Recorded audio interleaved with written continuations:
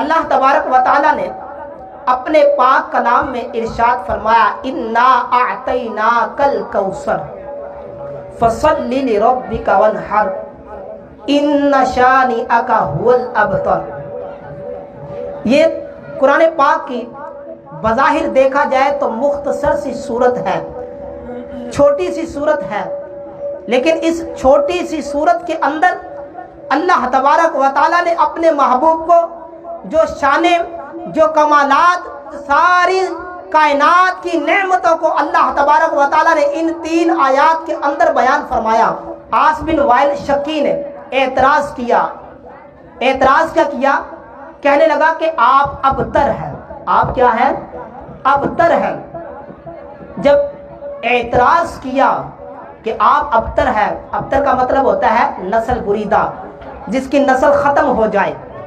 جب اس نے اعتراض کیا، اللہ رب العالمین نے اعتراض کرنے والے کو جواب دیتے ہوئے قرآن پاک میں 3 آیات پر مشتمل ایک سورت نازل کی۔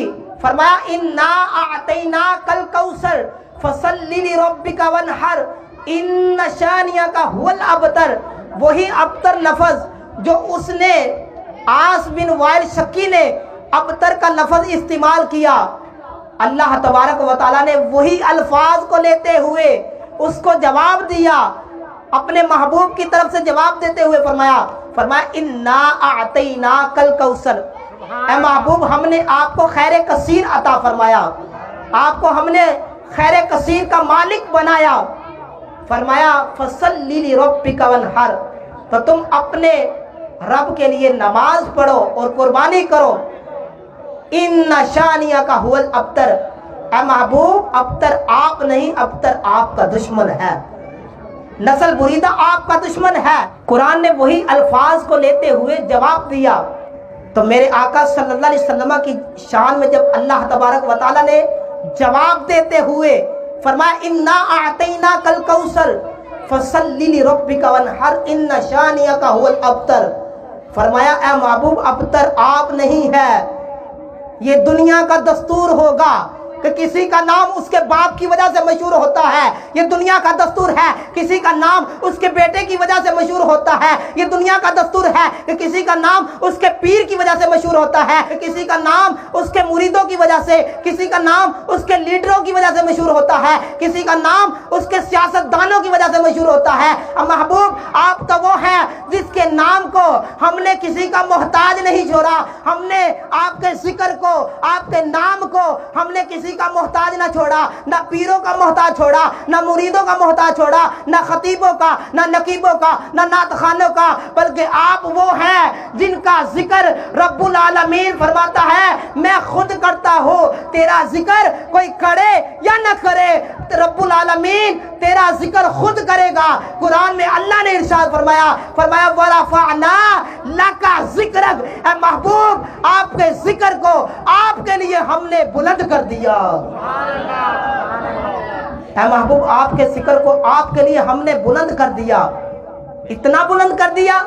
فرمایا اگر اذانوں میں میرا نام ہوگا وہاں اے محبوب تیرا بھی ذکر ہوگا، اگر نعت خوان میری نعت پڑھے گا وہاں آپ کا بھی ذکر کرے گا، اگر خطیب خطبے میں میرا نام لے گا وہاں آپ کا بھی نام ہوگا، کلمے کی ابتدا میں اگر میرا نام ہوگا وہاں تیرا بھی نام ہوگا۔ حضرت آدم علیہ السلام کے انگوٹھوں پر نور چمکے گا، فرمایا ایک طرف میرا نام ہوگا دوسری طرف آپ کا نام ہوگا۔ جنت کے درختوں کے پتوں پہ اگر میرا نام ہوگا وہاں تیرا بھی نام ہوگا، صحابہ کی مجلس میں اگر میرا نام ہوگا وہاں تیرا بھی ذکر ہوگا۔ اذا ذکرت ذکرت معی، فرمایا جب جب جہاں جہاں اے محبوب میرا ذکر ہوگا وہاں تیرا بھی ذکر کیا جائے گا۔ کفار نے اعتراض کیا تھا کہ دنیا داری کا دستور ہے، دنیا داری میں سسٹم ہے کہ نسب بیٹے سے چلتا ہے، مرد سے چلتا ہے۔ اللہ رب العزت نے فرمایا محبوب ہم نے آپ کو بڑی شانوں والا بنا کے بھیجا ہے۔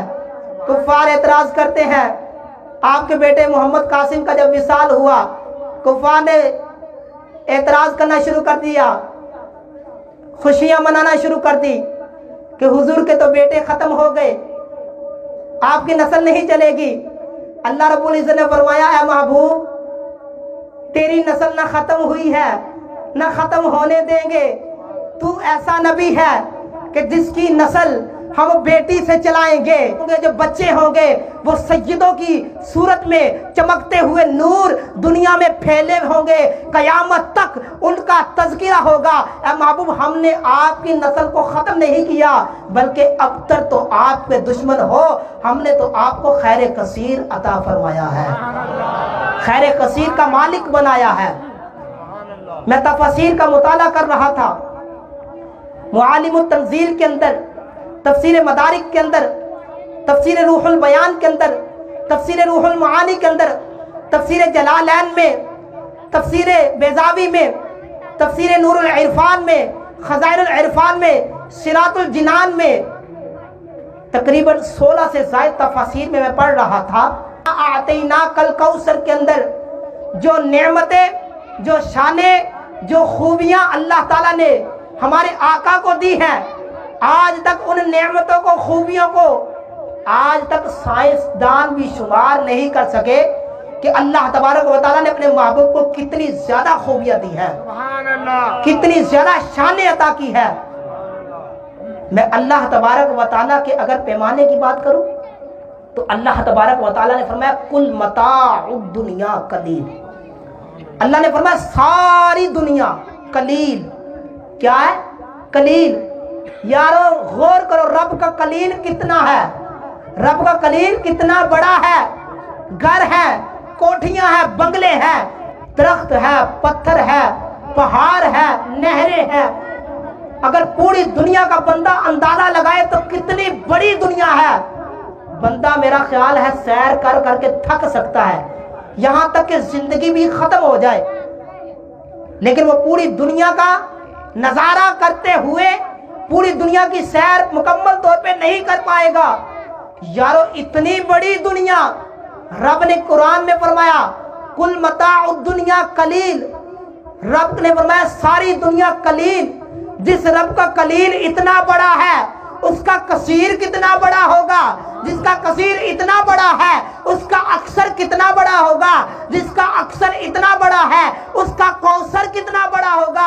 لیکن رب نے نہ قلیل کہا, نہ کثیر کہا, نہ اکثر کہا, نہ کوثر کہا, بلکہ فرمایا انا اعطیناک الکوثر. الکوثر کہا, فرمایا معرفہ کے ساتھ خاص کرتے ہوئے فرمایا الکوثر. آپ کو ساری کائنات کی خوبیوں کا مرکز بنا کے بھیجا ہے.